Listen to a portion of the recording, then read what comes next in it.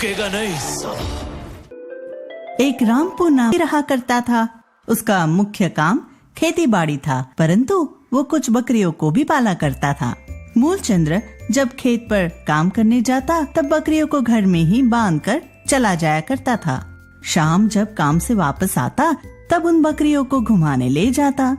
बकरियां दिन भर घर में एक ही जगह बंधे रहकर ऊब जाती थी। वह सब भी जब शाम को खुले आसमां में घूमती तो उन्हें तो बहुत आनंद मिलता। मूलचंद्र ने अपनी सभी बकरियों को नाम दे रखा था। सभी बकरियां मूलचंद्र की आवाज को पहचाना करती थी। सभी बकरियों में एक बकरी का नाम मूलचंद्र ने भूरी रखा था। कुछ दिनों से भूरी अजीब सा बर्ताव कर रही थी। मूलचंद्र यह समझ नहीं पाया कि उसकी बकरी ऐसा क्यों कर रही है। बिल्कुल आलसी ही हो गई थी। बुलाने पर सुनती भी नहीं थी, सिर्फ आराम से जमीन पर बैठी रहती। एक दिन मूलचंद्र ने गांव के एक ही वैद्य को बुलाने का सोचा। वह वैद्य को लेकर आया और उसने भूरी को दिखाया। मूलचंद्र वैद्य से बोला, कृपया इसे देखे, पता नहीं इसे क्या हो गया है। हाँ जरूर, अभी देखता हूँ। मूलचंद्र, बुरी माँ बनने वाली है। वो गर्भवती है, इसलिए ऐसा बर्ताव कर रही है। मूलचंद्र यह सुनकर बहुत खुश हुआ। वो भूरी के खाने पीने का अच्छे से ख्याल रखने लगा। आम दिनों की तरह मूलचंद्र खेत का काम पूरा करके आया और अपनी सभी बकरियों को बाहर घुमाने ले गया। भूरी हरी घास खाने में लगी थी। घास खाते खाते वो मूलचंद्र से थोड़ी दूरी पर आ गई। मूलचंद्र की आंख भूरी पर पड़ी। अरे भूरी, वह कहाँ चली गई है? जल्दी आ जा यहाँ। इतना कहकर मूलचंद्र अपनी बाकी बकरियों को संभालने लगा। मूलचंद्र सभी बकरियों को घुमा ही रहा था, तभी जोरदार बारिश होने लगी। अरे रे, अचानक ये बारिश कहाँ से आ गई? जल्दी जल्दी घर पहुँचना होगा। मूलचंद्र अपनी सभी बकरियों को लेकर घर की ओर भागा। हड़बड़ी में मूलचंद्र को ध्यान ही नहीं रहा कि उसने भूरी को अकेला ही छोड़ दिया है।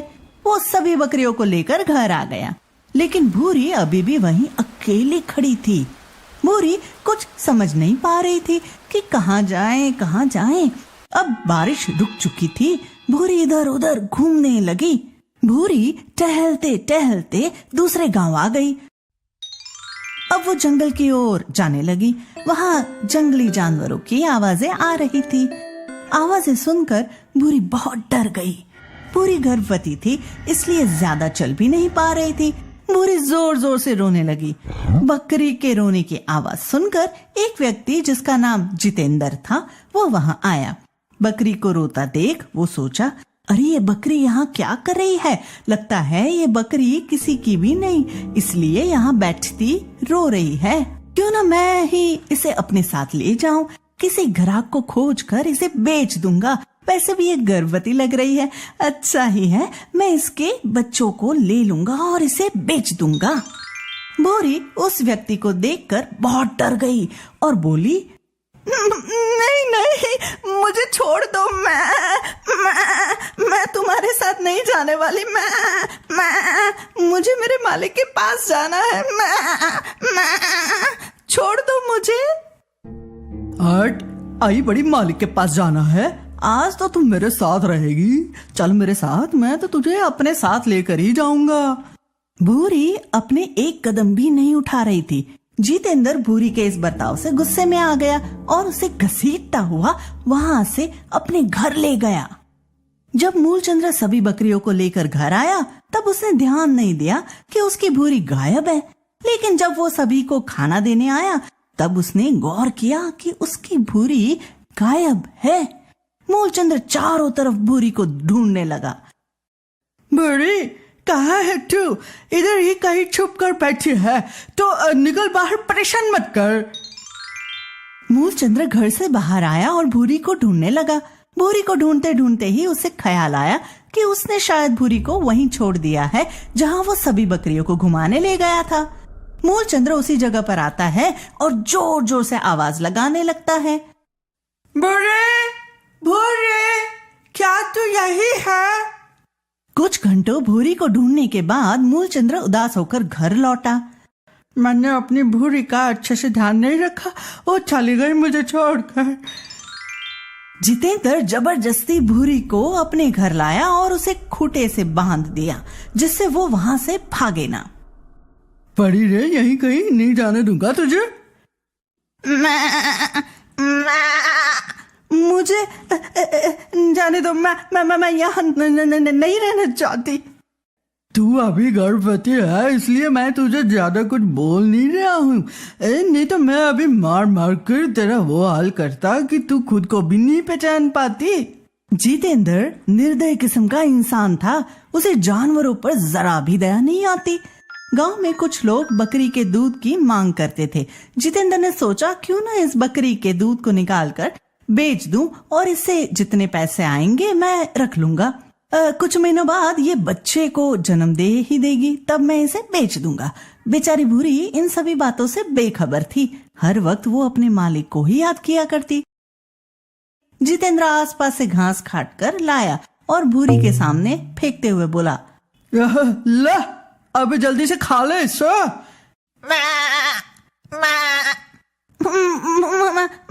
मुझे नहीं खाना इसे, मुझे मेरे मालिक के पास जाना है, वहीं जाकर कुछ भी खाऊंगी, नहीं तो मैं भूखी ही रहूंगी। मतलब तू मुझसे पिटना ही चाह रही है, ऐसे नहीं मानेगे हैं? जितेंद्र गुस्से में पास से एक डंडा उठाया और भूरी को पिटना शुरू कर दिया। बोल अब खाएगी खाना या नहीं, बोल खाएगी या नहीं? भूरी रोने लगी और बोली, मुझे मारो मत, मैं खाना खाऊंगी। चल अब जल्दी से खाना खा ले, नहीं तो वापस से पीटना शुरू कर दूंगा। भूरी वापस पिटाई की बात सुन सहम गई और तुरंत घास खाना शुरू कर दी।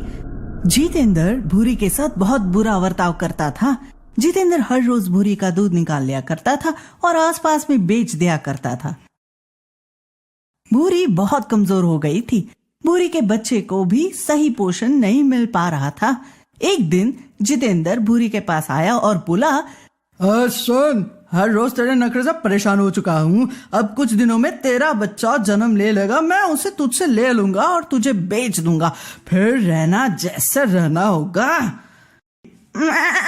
क्या अब तुम मुझसे मेरे बच्चे को भी अलग कर दोगे? और कितना गिरोगे तुम, इतना काफी नहीं? ज्यादा मत बोल, तुम मुझे मिली है, मैं जो चाहूंगा वो कर सकता हूँ तेरे साथ। मूलचंद्र के गांव में बकरी का दूध बेचने वाला व्यक्ति सिर्फ वही था। आसपास के गांव में भी वही बकरी का दूध पहुंचाया करता था, लेकिन बहुत दिनों से कोई भी उसे दूध लेने नहीं आया। मूलचंद्र को शक हुआ। वो सोचा, अचानक ऐसा कैसे हो सकता है? उसने पता लगाया कि एक और व्यक्ति बकरी का दूध बेचना शुरू कर दिया है। लगता है ये कोई नया इंसान है जो बकरी के दूध बेचने लगा है। कौन है, एक बार इसे मिल लूं। मूलचंद्र पता पूछता पूछता जितेंद्र के घर तक पहुंच गया। वहां मूलचंद्र ने देखा कि उसकी भूरी एक खूंटे से बंधी हुई है। भूरी की हालत देख मूलचंद्र तुरंत भूरी के पास आया। भूरी, तू यहाँ कैसे आ गई और तेरी ऐसी हालत किसने की है? मूलचंद्र को देखकर भूरी की आंखों में चमक सी आ गई। मालिक, आप आ ही गए मुझे लेने। भूरी ने सारी बातें मूलचंद्र को बताई। जितेंद्र आवाजें सुनकर घर से बाहर आया। कौन है? मैं हूँ, इस बकरी का मालिक। तुम्हारी हिम्मत कैसे हुई है मेरी भूरी को यहाँ लाने की? है ये कोई तुम्हारी भूरी नहीं है, ये मेरी बकरी है, ये मुझे मिली है जंगल से। मालिक, यही है वो व्यक्ति जिसने मेरी ऐसी हालत कर दी। इसने मुझे बहुत मारा है। मेरे सारे दूध यही निकाल कर ले जाता है और सभी को बेचता है। मूलचंद्र ने भूरी को खूंटे से खोल दिया। चल भूरी मेरे साथ, और तुम सुन लो, आज के बाद कभी भी मेरी भूरी की तरफ आंख उठाकर भी देखने की कोशिश की ना तो समझ लेना। मूलचंद्र भूरी को उस निर्दयी जितेंद्र के पास से छुड़ाकर वापस अपने घर ले गया।